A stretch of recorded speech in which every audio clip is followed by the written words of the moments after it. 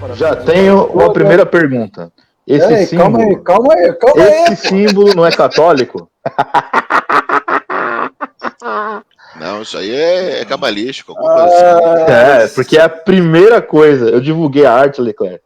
Umas 20 pessoas me perguntaram se era da Igreja Católica o estudo. Impressionante, Calma. né, cara? Impressionante. Vai escutar a aula. O legal do Apocalipse, nesse caso, já que você já entrou com o pé na porta, né? Hoje ele entrou com o pé na porta, é que o Apocalipse ajuda também a esclarecer um monte de coisas que vêm do primeiro século, né? Que ficou no ar, né? Como esse símbolo. Tem gente que acha que é católico, tem gente que acha que é cabalístico, né? Tem gente que acha que é um monte de coisas. Que é um amuleto. Como há professores de história, inclusive, que ensinam que esse símbolo era apenas um carimbo, né, de escribas que, ao fazer interpretações e leituras, carimbavam as páginas e diziam: esse texto é bom, esse texto é bom. Mas, Marco, já que você... É a chancela. E já que você entrou com o pé na porta, né, antes do Davi ler o texto de Apocalipse 1, de 4 a 6, explica pra gente aí o símbolo. Então, quando nós vamos adentrar para esse termo aqui, para o livro do Apocalipse, na verdade aqui é a revelação, né? A gente já falou isso em outras aulas, que é tudo acerca de Jesus Cristo. Então, ele é o alfa e o ômega, que é o alfabeto, né? Eu esqueci se é o alfabeto grego, se não me engano. É o alfabeto grego, que tem ali a sua... Não vou dizer que não se retrata a resumir a uma mera simbologia. Mas o alfa é a primeira letra, o ômega é a última letra, ou seja, o início e o fim, e isso tem a ver com tudo a ver com o Apocalipse, né? Que o início e o fim da nossa vida cristã tem exatamente a ver com Cristo. Então, na verdade, esse símbolo aí, ele não é um símbolo cabalístico, não é um símbolo exclusivo da Igreja Católica Romana, mas ele diz exatamente o que ele está mostrando para nós, o início e o fim. Tudo acerca da vida de nós que somos cristãos, que cremos em Deus, tem a ver com Jesus Cristo. E não tem nada de místico nisso. Na verdade, quando a gente fala um pouquinho ainda do primeiro século, né, era comum e tinha muito a ver com a cultura, as questões de ter uma coisa como um símbolo, como uma imagem, não no sentido de se fazer isso uma idolatria, obviamente, mas um dos exemplos que a gente tem aí, Leclerc, e essa é uma coisa bem interessante, né, como é que os cristãos se comunicavam numa época de perseguição.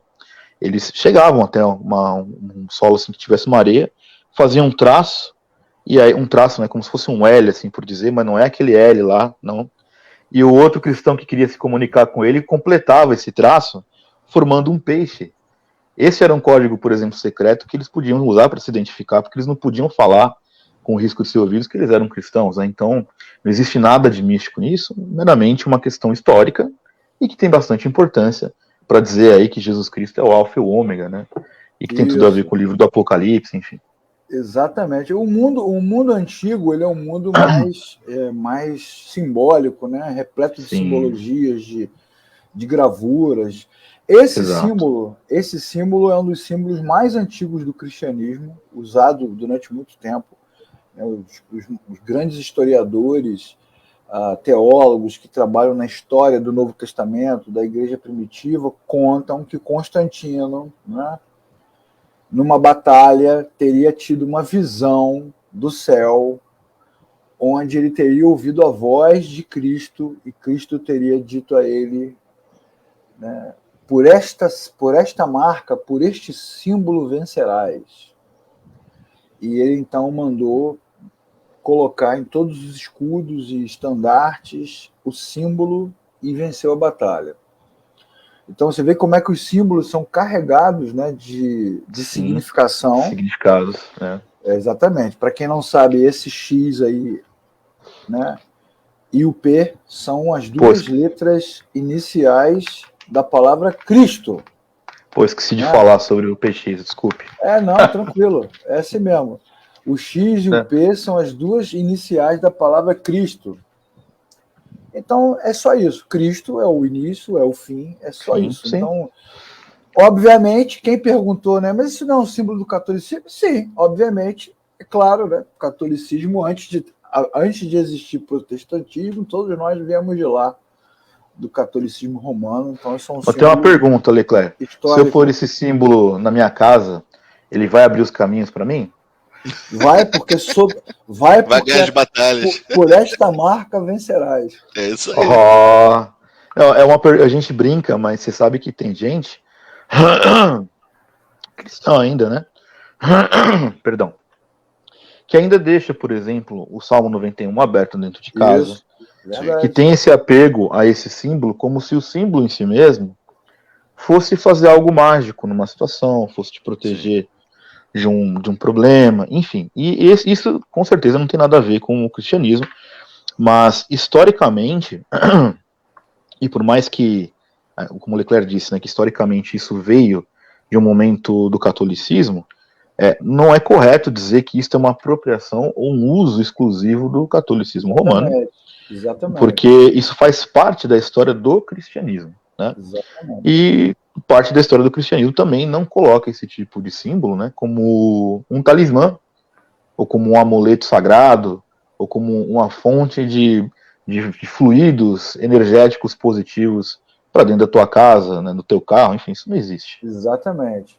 Então fica a dica nessa abertura histórica da nossa aula de hoje. Você que quiser aprender sobre símbolos, imagens, marcas, dragões, bestas, mapas, guerras, batalhas, olha, não tem livro melhor do que o Apocalipse. Agora, eu quero convidar você a estudar conosco de forma lúcida, clara, sempre colocando a Bíblia em primeiro lugar. Qualquer coisa dita sobre essas coisas, sobre esses símbolos, né? Porque teve um comentário aqui de uma pessoa num dos nossos vídeos que disse o seguinte: não, porque vocês estão usando textos que foram modificados no original. Eu falei, mesmo? E qual texto foi modificado? O cara foi lá, botou um monte de textos em grego e hebraico, uma língua antiga que nem a pessoa domina.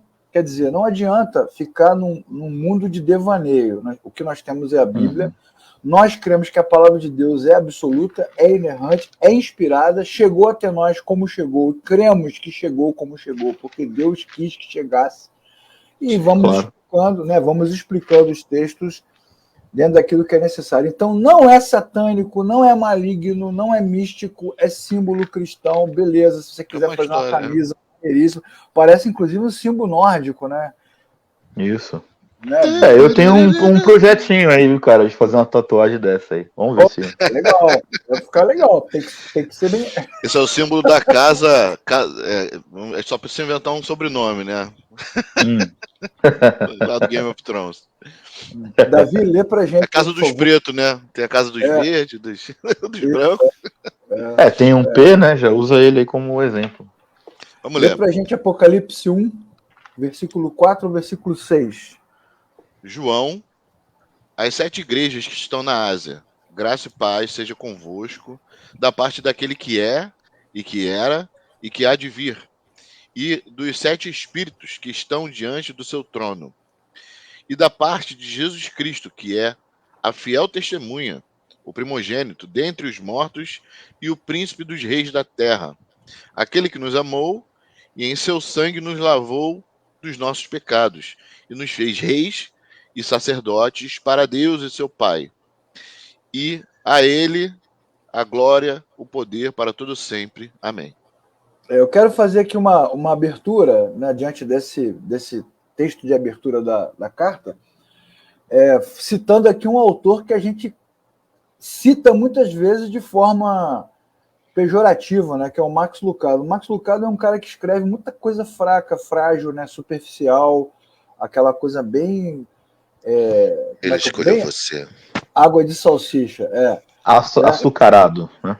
Mas assim, fica aqui uma dica legal também no estudo, que a gente aprende com o tempo, que você pode ler tudo, meu irmão, discernir o que é bom, e até esses caras de água de salsicha, como o Max Lucado e tantos outros, de vez em quando também tem uns insights, o que mostra que eles são inteligentes, né? Eles usam o método por outro motivo. E o Max Lucado tem um texto onde ele fala sobre esse pedaço de Apocalipse e diz exatamente isso.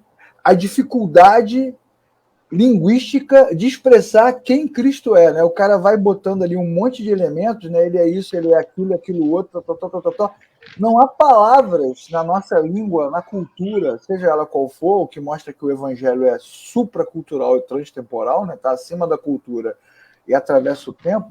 Não há palavras que consigam expressar a grandeza de Cristo. Ou seja lá qual for o tamanho de Roma ou do imperador romano, como já explicamos nas aulas anteriores, pô, Cristo, o cara não chega no pé, meu irmão. Não chega perto. Né? Tá no pé de bronze, né? Isso é muito legal, né? Como essa quantidade de expressões que João utiliza na carta para tentar definir. E quando ele usa o alfa e o ômega, que a gente nem vai falar dele hoje, mas é bom começar com ele logo de uma vez, ele está dizendo o seguinte, ó, quando tudo começou, Cristo estava lá, e quando tudo terminar, termina nele. Então isso é uma forma de tentar mostrar, né, que olha com quem vocês estão lidando. Né? Na última aula, nós falamos sobre a questão da revelação. Né? O livro de Apocalipse não é um livro de revelações, mas é a revelação. Explicamos bastante sobre isso e mostramos que esta revelação foi dada por Cristo. Cristo é a fonte da revelação. É ele que está contando. E explicamos bastante sobre o método de João. Né? Ele chama para si mesmo uma autoridade profética semelhante aos profetas do Antigo Testamento. Assim diz o Senhor, veio a minha palavra do Senhor. Então, se você não assistiu a aula passada, nós damos as referências do Antigo Testamento, né? Um texto bem semelhante às passagens do Antigo Testamento, o que mostra que João tem uma mensagem para nós, e esta mensagem vem de Deus, é a voz de Deus. Nesse texto aqui de João 12, que nós também lemos semana passada, na última aula, João, no Evangelho de João, narra a fala de Cristo, quando Jesus fala, tudo que eu digo vem do Pai, tudo que eu falo vem do Senhor, vem do meu Pai, não falo nada por mim mesmo, então é a voz de Deus. E aí a gente acaba batendo naqueles pontos clássicos da religião, né? Quem tem autoridade para falar em nome de Deus? Jesus. Nenhum pastor, missionário, apóstolo, irmão de oração, ninguém tem autoridade para falar em nome de Deus. A única coisa que a gente pode usar é a Bíblia. Nós podemos abrir a Bíblia e dizer, a Bíblia diz, Deus disse na sua palavra, Jesus disse na sua palavra. Mas ninguém pode chegar num culto, numa reunião, Deus está falando comigo, Deus está me dizendo. É falso, é fake, né? Porque só Cristo fala em nome de Deus. Isso é muito legal, porque isso também é uma forma de você encerrar toda aquela jornada bíblica, né? Ele é o Cristo, no grego, o Messias, no hebraico, né? O ungido, o escolhido. Ou como diria lá o John Wick, né? Antes de ser John Wick, foi Matrix, né? The Chosen One. Ele é o escolhido, não há outro. Não há outro. Tem autoridade para falar. Comentário que eu acho pertinente, né?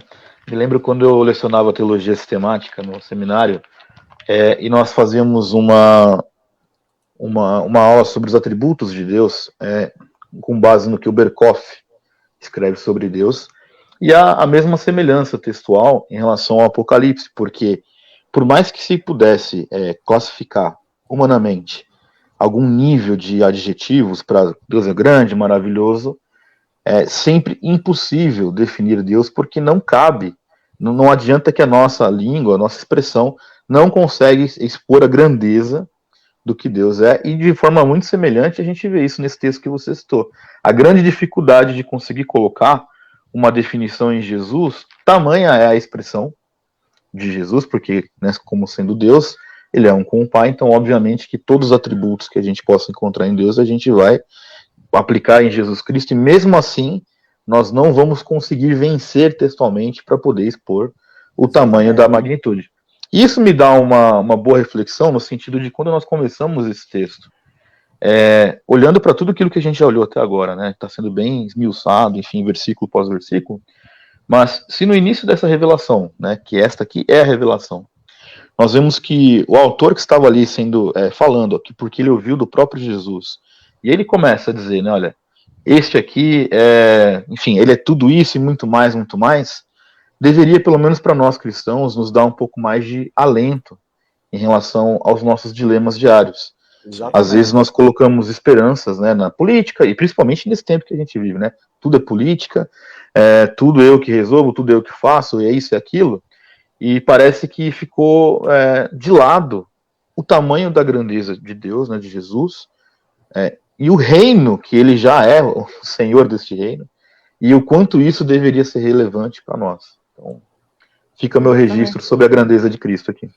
Exatamente, cara. Isso é muito bem colocado no texto, né? A forma como muito João, claro. né? João, inclusive, como eu e o Davi fizemos várias e várias vezes, mais de 70 aulas, você participou de várias também. João é o evangelista que fala que Cristo é Deus, né? É a divindade de Jesus.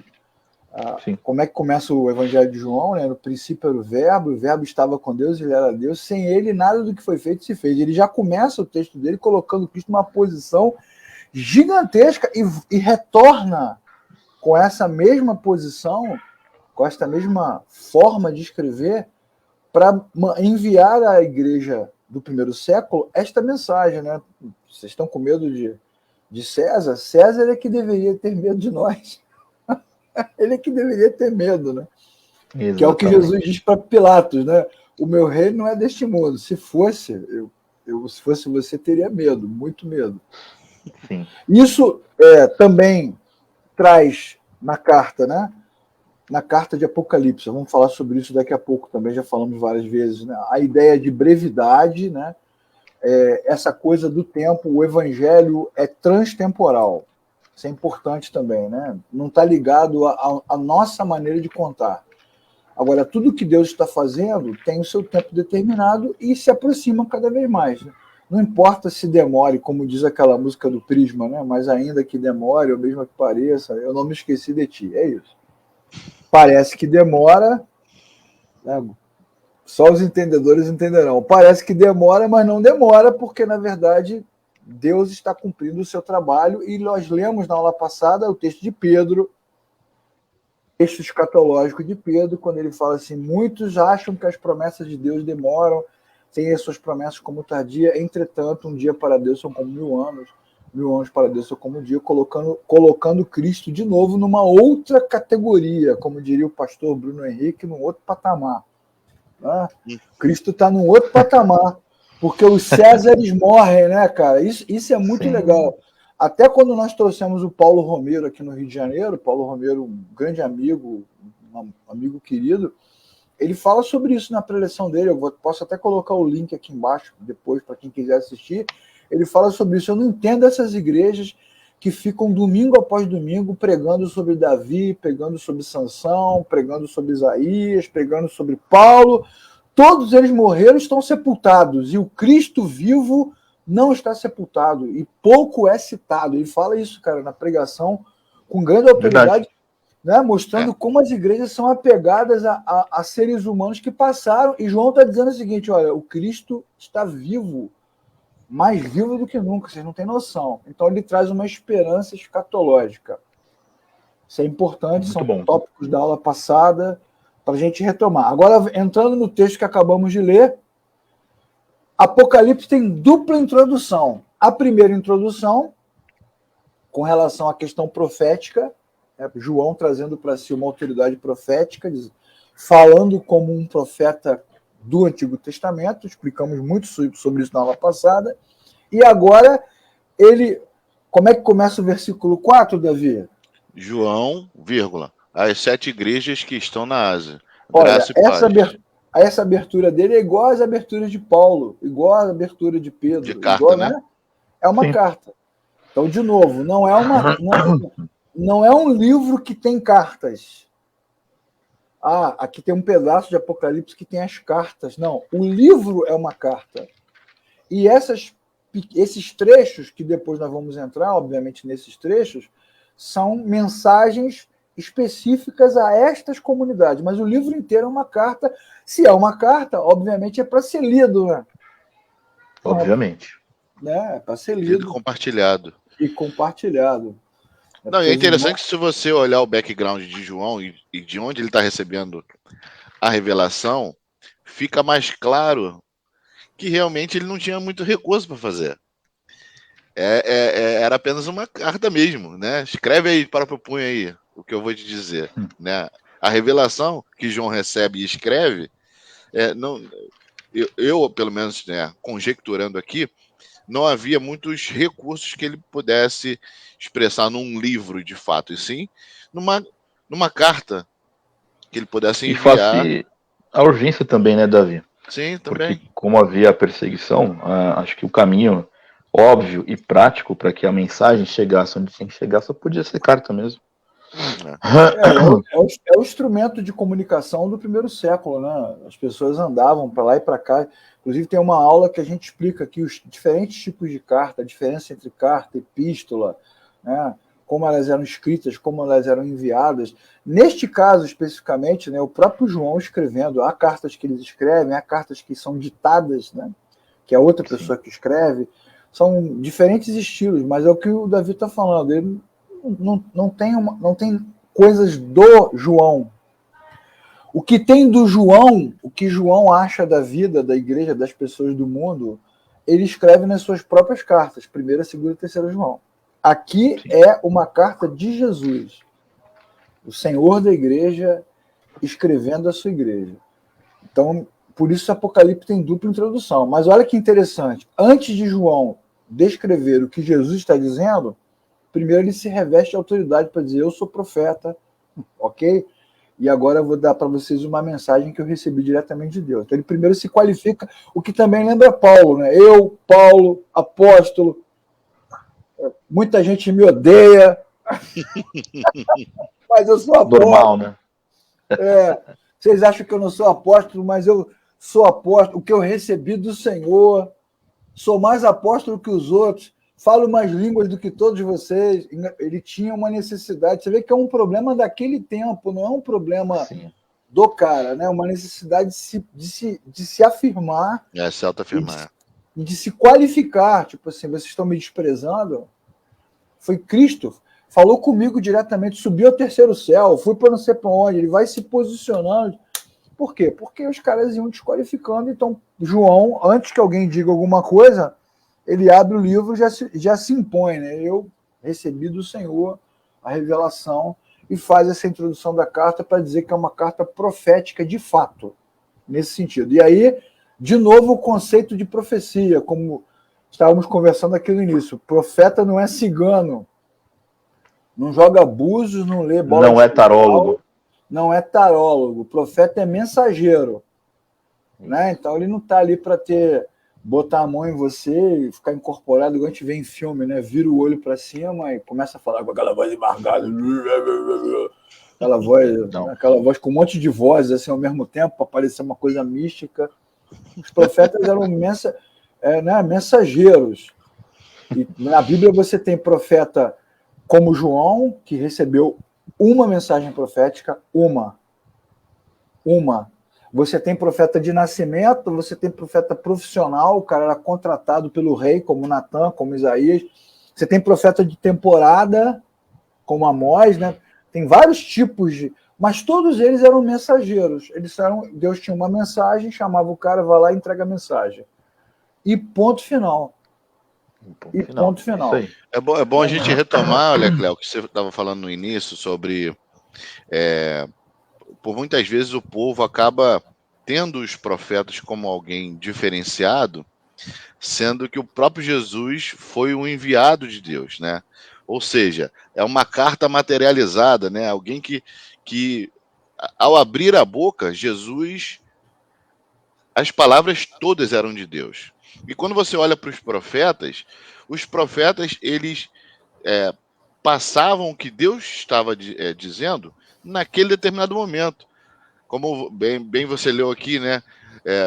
Assim como veio a palavra do Senhor a mim, e eles repassavam. Então, é bom a gente trazer um pouco a humanidade desses profetas para que a gente glorifique e exalte ao Senhor Jesus. Porque todas as vezes que Jesus abriu a boca, era Deus. Exatamente. E nem todas as vezes que os profetas abriam a boca, era Deus. Né? Isso traz a humanidade para eles e perceba que às vezes a gente vai ler o livro dos profetas, aquilo não acontecia hoje, Deus falou com ele, ele repassou. Amanhã Deus falou com ele, ele repassou. Não, acontecia conforme Deus queria, no tempo que Deus queria, eles repassavam. Exatamente. Jesus não, em todos os momentos que Jesus abriu a boca, era Deus falando. Cara, esse cara tá com uma unção diferente, Marco. Esse cara não é mais a mesma pessoa. É o poder apostólico. A sacada que ele trouxe agora é espetacular. Você vê, isso que o Davi falou vai de encontro, né, bate de frente com essa narrativa sociológica de que Jesus era um cara comum, né, que Jesus era presidente sindical, que Jesus era o cara que lutava pelas causas sociais, que se importava com o pobre. Quando toda essa narrativa sociológica, né, reduz Jesus a uma coisa muito menor do que ele era. Sim, porque se Jesus deu bom dia, é Deus dando bom dia, não é o meu bom dia. E isso não pode ser esquecido, que é o que João está fazendo agora. Não se esqueçam de quem ele é. Alfa e ômega, ressurreto dentre os mortos, o princípio e o fim, não sei o que, não é, vocês não estão lidando com qualquer um, né?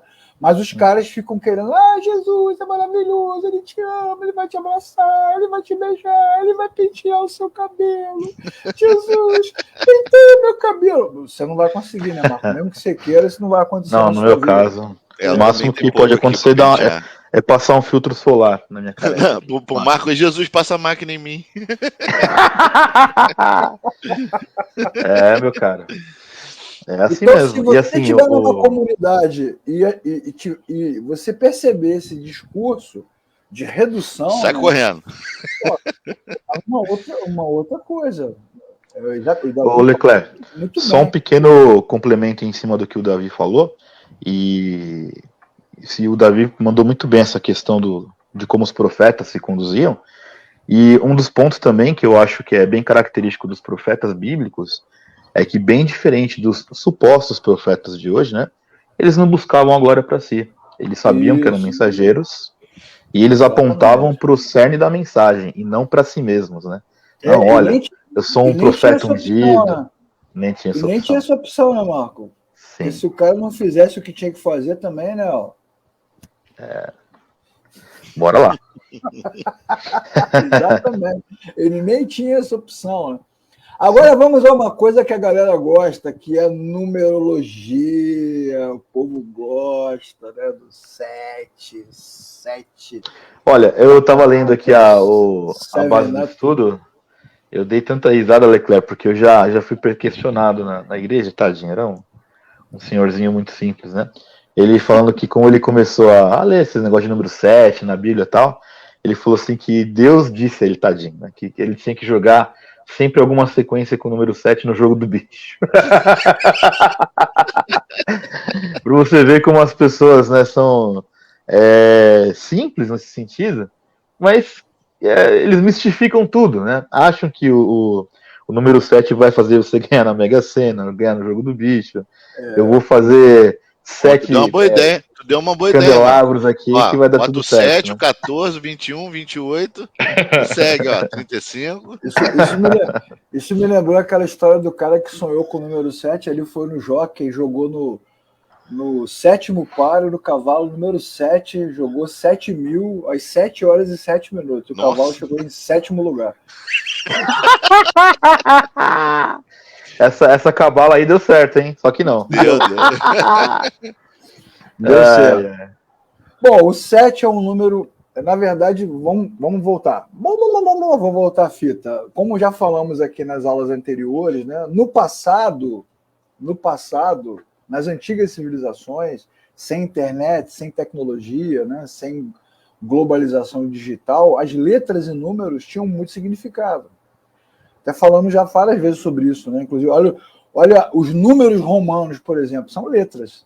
Né? Os números romanos são letras. Então, os números tinham significado, as letras tinham significado, por causa da comunicação. É uma outra forma de se comunicar. Nós também fazemos a mesma coisa, porque as pessoas mistificam tudo que envolve religião, mas fora da religião, né? Se você vê o sinal vermelho, né? Você está batendo papo aqui com o Davi, aí eu falo assim, pô, Davi, estou gastando muito dinheiro, além do que eu posso. Davi, assim, acendeu o sinal amarelo. Então, na verdade, nós também temos as nossas simbologias relacionadas a cores, números. Porque quando envolve religião, você mistifica, mas no dia a dia, você também tem, né, a sua simbologia. Inclusive, as pessoas criam códigos nas famílias, né?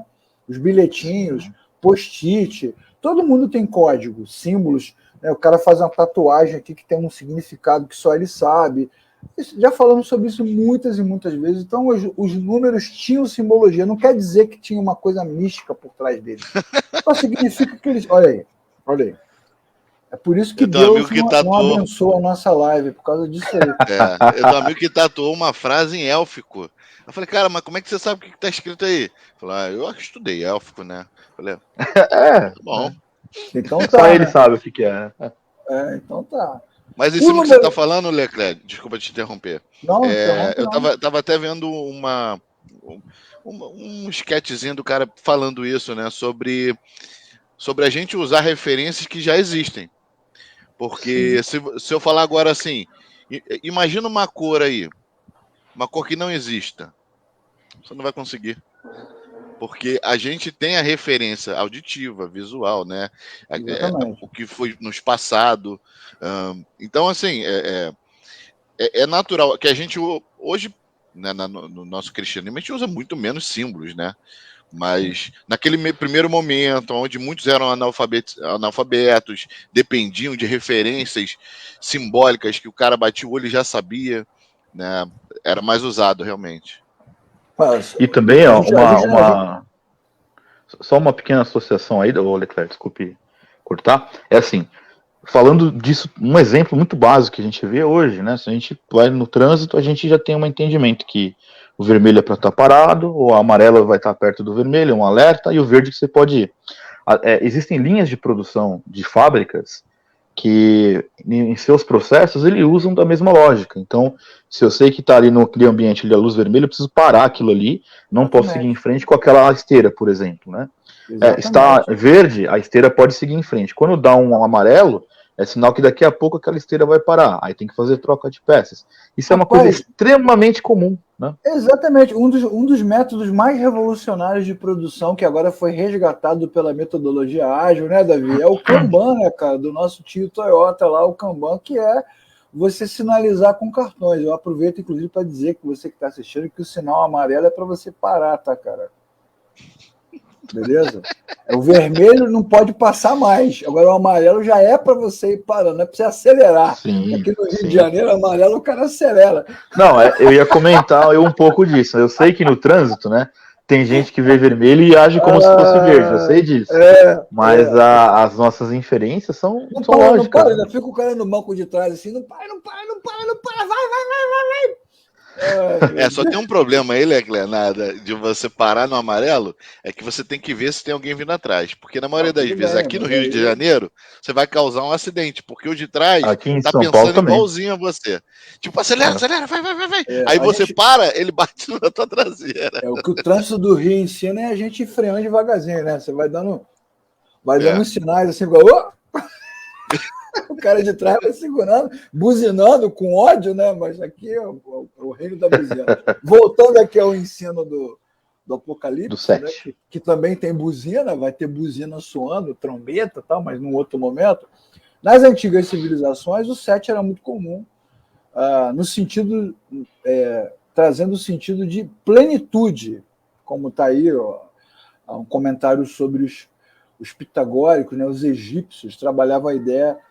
Inclusive, eu tinha um livro na minha casa, um livro de filosofia, que era do meu pai, que esse livro até a enchente levou, lamentei muito, um livro sobre as 7 maravilhas do mundo.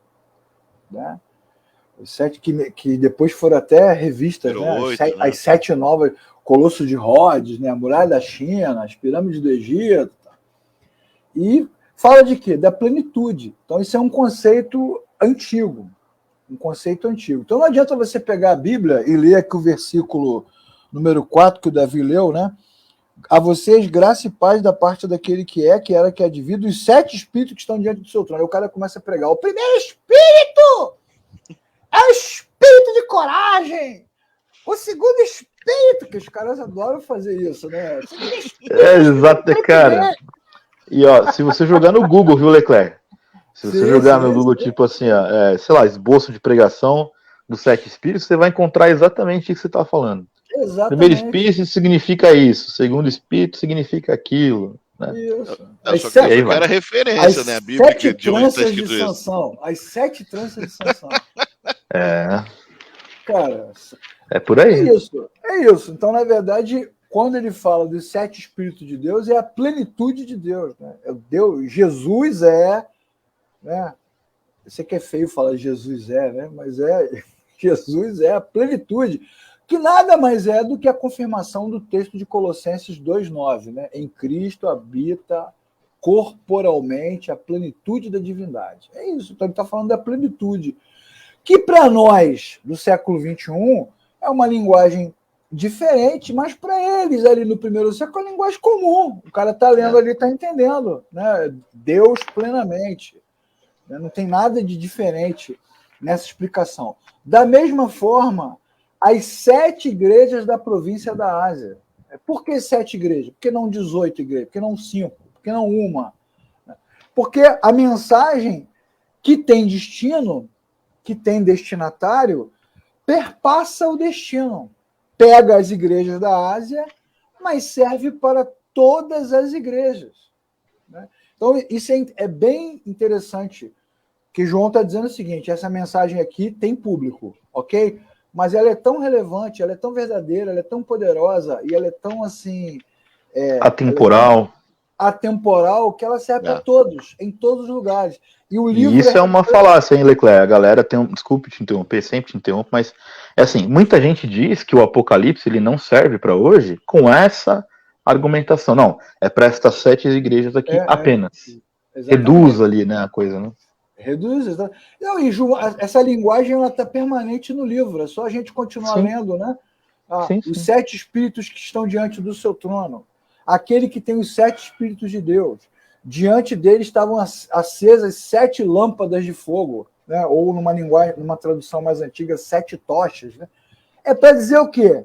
Que em todas essas visões, em todas elas, em todas as revelações, em todas as narrativas, Cristo está revelado integralmente. E essa plenitude de Cristo, revelada por João, está ligada à ressurreição. Por isso que ele diz, ressurreto dentre os mortos. Primogênito da ressurreição. Para dizer o quê? Que esse Cristo, ele é completaço, meu irmão. É 2.0. É a junção da natureza humana com a natureza 2.0 TSI com câmbio automatizado. Porque já falamos muito sobre isso no estudo do Evangelho de João. Que o Cristo, o Filho de Deus, a terceira pessoa da Trindade, sempre existiu. Como João começa falando, de século a século, de eternidade a eternidade, que é uma expressão que eu gosto muito, Salmo 90, né? Sim, de eternidade a eternidade, tu és Deus. É muito legal esse versículo, né? Mas assim, o Cristo encarnado é novidade. Isso não tinha. Isso é uma coisa nova. O mistério que esteve oculto dentre todos os séculos e gerações agora foi manifesto. Cristo em nós. Ou seja, a junção da natureza divina com a natureza humana, o símbolo tangível da reconciliação, o Cristo que ascende aos céus com o corpo humano e o Espírito de Deus que desce e entra no corpo do homem, isso nunca tinha acontecido. Isso é resultado da redenção. Isso é resultado da ressurreição. Isso é resultado da cruz. E essa é a plenitude. Esse é o Cristo pleno. Cristo homem, Filho do homem. Esperança da glória. E é esse Cristo que está revelado. Como nunca aconteceu. Né? Como nunca aconteceu. Tanto que os anjos, quando Jesus nasce, os anjos ficam enlouquecidos. Eles cantam. Né? Eles surgem no céu glorificando porque eles contemplam uma coisa que Deus está fazendo que nunca tinha sido feita. E é ou não é esse o tema do livro? Adoração. É esse que nós falamos? Adoração. Então, o 7 é para dizer o seguinte, agora está diante de vocês aquele que é, que era e que há de vir, né? Isso é muito legal, a adoração. E aí, olha só como que o livro continua, né? Com essa mesma pegada, né? Felizes aqueles que ouvem e guardam o que nela está escrito, nessa profecia, ou seja, todos. Bem, todos nós. Viu? Porque ele poderia dizer o seguinte aqui, né? Ele poderia dizer assim, felizes os habitantes da Ásia, ou felizes são os membros destas igrejas que ouviram a profecia. Não, feliz. Na verdade, ele não diz isso. Aquele que tem ouvidos, ouça. Ele poderia dizer assim, ó, se você morar na Ásia, escute. Ou os membros das igrejas que têm ouvidos. Não, ele está dizendo o seguinte, aquele é indefinido. Qualquer um, meu irmão. Quem tem ouvidos, ouça. Então, é uma mensagem que ultrapassa, mas é uma mensagem plena. É uma mensagem completa. de um Cristo que é completo. E é isso que ele está dizendo. Então, esse misticismo, né, muito bom. Essa loucura em torno do número 7, né, Marco, Davi? Tem que diminuir, né? Aponta para o dilema, né, Leclerc? Eu lembro, assim, que talvez um dos maiores desafios, assim, no contexto mais teológico, é esta compreensão desta plenitude, porque ela resulta num Deus 100% homem, 100% Deus. Isso aí. Como que a gente explica isso, né? A nossa razão não consegue alcançar esse entendimento, e é por isso que eu sou bem transparente em dizer que aqueles que compreendem isso dentro do seu coração são realmente os eleitos, porque foi uma coisa dessa magnitude, é só Deus que pode convencer o homem a compreender e crer. Até hoje, né? Você vê a dificuldade do pessoal cantando, pregando. Não, porque na cruz Jesus era só homem, estava mais homem. Naquele momento, o pessoal quer medir o percentual da divindade, né? Não, naquele momento ele foi de 50 para 35.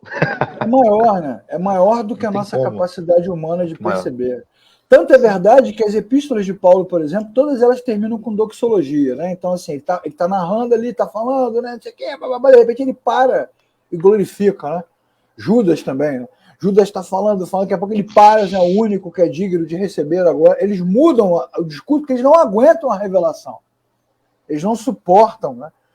Profundidade das riquezas, tanto da sabedoria. O cara fala assim, eu não alcanço, né? Aquele momento, muito... né, que a gente se prostra, né, Leclerc? Não dá para mim, não consigo. Não dá para mim, exatamente. Que é o que Moisés também experimenta. Já que a gente vai falar de Moisés agora, ele experimenta mesmo. Senhor, mostra-me a tua glória. Aí Deus fala assim, você não pode me ver, por causa do pecado, né? Você pode me ver. Mas entra ali na rocha que eu vou... É uma analogia clara, rocha, enfim. E quando Deus passa e Moisés contempla sem contemplar, porque está de costas, ele não viu nada, né? Mas ele contempla sem contemplar. Qual é a música que Moisés entoa, né? Compõe naquele momento? Deus eterno, longânimo, misericordioso, né? Amoroso. Ou seja, é Cristo, né? É uma coisa que a capacidade do homem é incapaz de perceber. Então, assim, vejam como o livro de Apocalipse, você que está estudando, é um livro espetacular, né? Abençoador, edificante, enriquecedor, confirma a nossa fé, confirma a nossa salvação. Se você tem medo de Apocalipse, se a sua igreja tem medo, se a sua liderança, o seu discurso é esse, significa o quê? Que você está naquela categoria que está com medo do ladrão que vem de noite. O filho do homem vem como o dia do ladrão. Você tá nessa categoria aí, que o ladrão pega pelo pé aquele que não espera. Quem espera não tem medo, pô. Quem espera não tem medo. Quem espera está contando os minutos. É Maranata, hora vem, Senhor Jesus. É o contrário. Tem que ver em qual categoria o cara tá. Nós temos aí só um tempinho para a gente terminar a aula de hoje. Esse assunto é muito, muito grande, né, cara? Então, ainda tem gente que dá curso de Apocalipse em 2 horas. Eu ia te sugerir isso aí, Leclerc. Esses temas que são bem densos, vai ter que dividir essas aulas em 2 mesmo, cara. É muita coisa para falar do Apocalipse, né? E não dá para passar por cima de algumas coisas, né? Não dá, não. A gente vai voltar nesse ponto aqui semana que vem, com certeza. Certamente. Mas eu acho legal a gente falar do nosso tio Moisés. É importante, né? Boa, vamos lá. Tio Moisés é vanguarda, né, cara? Ele viu o que João viu. Ele viu o que João viu com outra tecnologia. Assaz. É isso. Rapaz, é muito legal quando você tem o outro olhar. Lê pra gente aí, Davi. Êxodo 3, 14.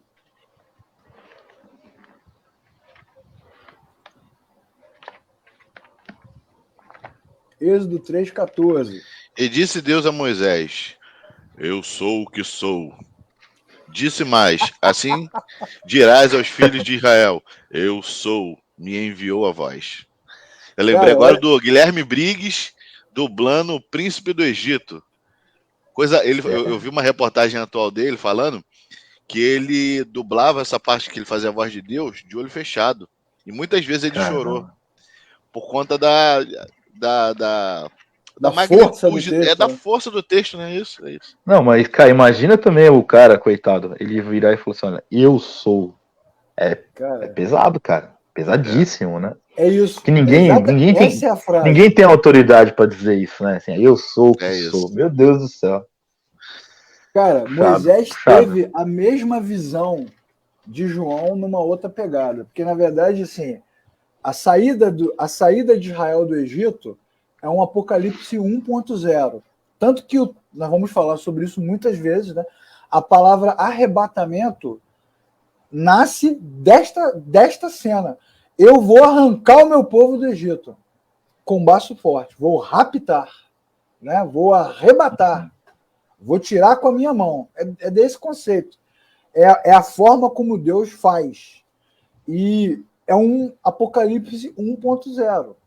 Então, da mesma forma que João recebeu de Deus, é o mesmo Deus. É o mesmo Deus. Por que é o mesmo Deus? Porque é a mesma fala de Apocalipse 1.8. O que é, o que era, o que há de vir. Ou Hebreus, né? O mesmo ontem, hoje e eternamente. Eu sou o que sou. E como Deus ele é atemporal, o que essa expressão significa? Significa que Deus não era nem será. Deus sempre é. Né? O que era, o que é, o que há de vir. Ou Hebreus, né? O mesmo ontem, hoje e eternamente. Alfa e ômega. Princípio e fim. Né? O que é? Eu sou o que sou. O que é? De eternidade a eternidade, tu és Deus. Coincidentemente, é óbvio que não é coincidência, quem escreveu o Salmo 90 foi o nosso amiguinho aqui, Moisés. Não é? Então, os textos estão todos conectados. Eles estão todos linkados, né? Mostrando o que Deus faz. Então, quem é o grande eu sou? Quem foi que apareceu para Moisés? Jesus, pô. Não o Jesus pleno. O Jesus pleno, 100% homem, 100% Deus, totalmente revelado, Moisés também viu, mas viu no Monte da Transfiguração, o que é uma passagem também sinistrésima, né? Sinistrésima. Muito. Aquilo é o multiverso.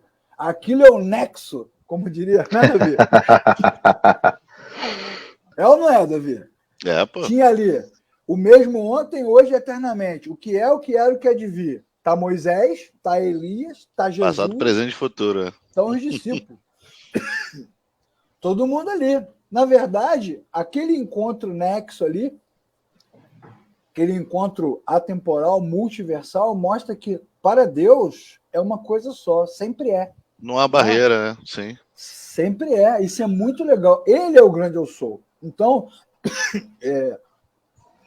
João está afirmando a majestade do Cristo, que é maior do que Faraó. Sim. Né? Que Moisés fala assim, e Faraó? Aí Deus fala, deixa Faraó comigo. Não, Faraó, meu esquema é com Faraó. Curiosamente, sem ser coincidência, né? Qualquer semelhança é mera coincidência, Faraó também se considerava uma divindade, como os imperadores romanos. Sim. Então, a luta de Deus com Faraó, entre aspas, é uma luta de divindades, que é a mesma coisa que se estabelece agora entre Cristo e os imperadores romanos. Que é o problema da Bíblia, né, Marco e Davi? A graça de Deus dá oportunidade a tudo, menos a essa arrogância, prepotência de alguém querer o lugar de Deus. Foi o motivo da queda. Deus sabe que quando você comer o fruto, você será igual a Deus. Então eles comem o fruto porque eles querem o lugar de Deus, eles querem ser como Deus, e cai. Assim como Uzias, assim como Faraó, assim como os imperadores, assim como qualquer um. Então Deus suporta tudo com longanimidade. Quando o cara fala assim, eu sou Deus igual a você, aí não. Aí o Thanos morre. Não tem solução para isso. Não tem solução. Ele é maior que Faraó. Ele é maior do que os ídolos de Israel. Isso lembra aquelas batalhas, né? Elias contra os profetas de Baal, ou a arca no templo, né? Dos filisteus. Maior do que a Babilônia, né? Nabucodonosor, exigindo adoração.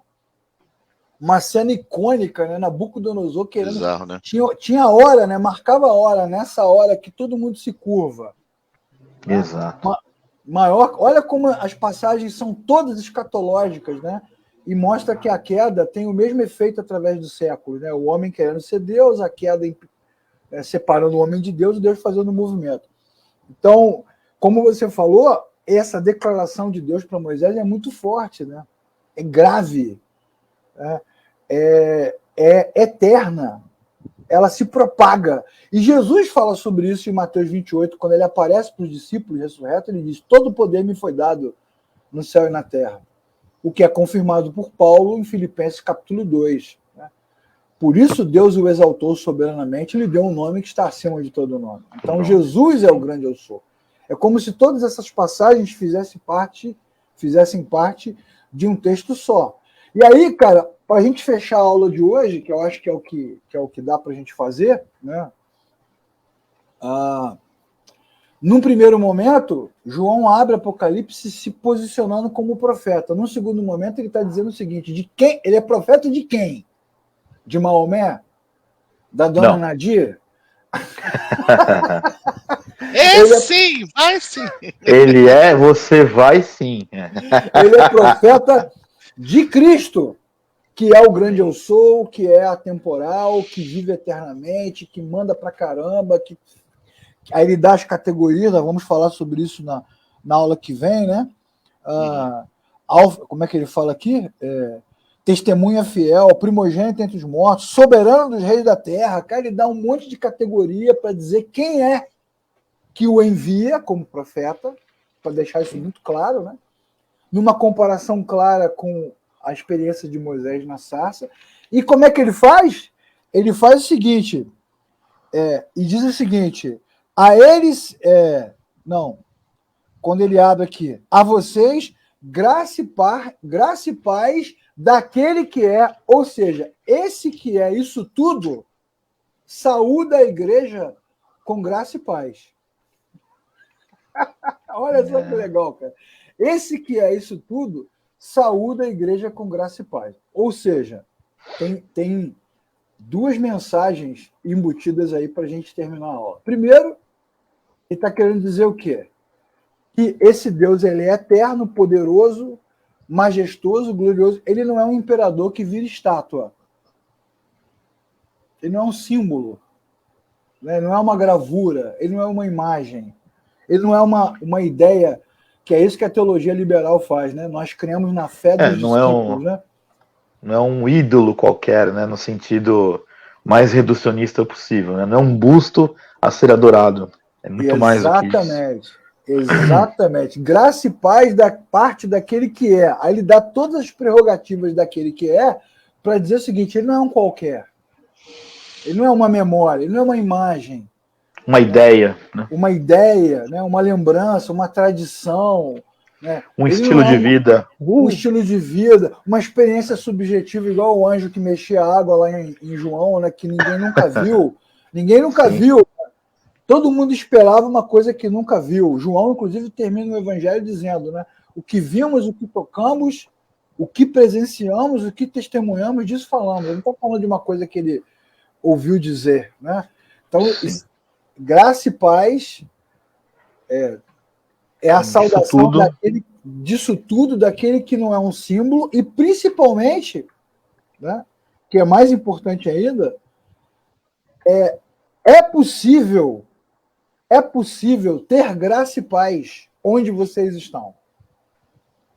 Não importa se tem perseguição, se o couro está comendo, se a Ásia está em ebulição, se tem terremoto, tsunami, se tem arena, se o judeu está enchendo a paciência, entrando nas comunidades, você pode ter graça e paz. Por que você pode ter graça e paz? Porque ele é. Porque ele é o ressurreto dentre os mortos. Porque ele é coisa pra caramba. Porque não há ninguém no universo, na história, nem antes nem depois, que seja maior do que ele. Então, é graça e paz. Porque ele é vivo e é verdadeiro, e é graça e paz porque ele está entre vocês. E esse graça e paz ultrapassa o tempo e chega até hoje, nesta manhã. Nós podemos essa palavra graça e paz, ela remete aos dois movimentos de Jesus, né? Graça pelo perdão, né, do pecado eterno e merecido, né? Ou seja, não há mais condenação sobre sobre você, e paz, porque projeta o tempo vindouro, né? Pode estar o caos aí, mas vocês vão ter paz eterna, né? Na glória comigo, né? Então, quando a gente... Jesus não está dizendo as palavras aleatórias, graça e paz. Ele não está dizendo como uma saudação apenas. Ele está afirmando, né? Isso. Graça e paz seja convosco.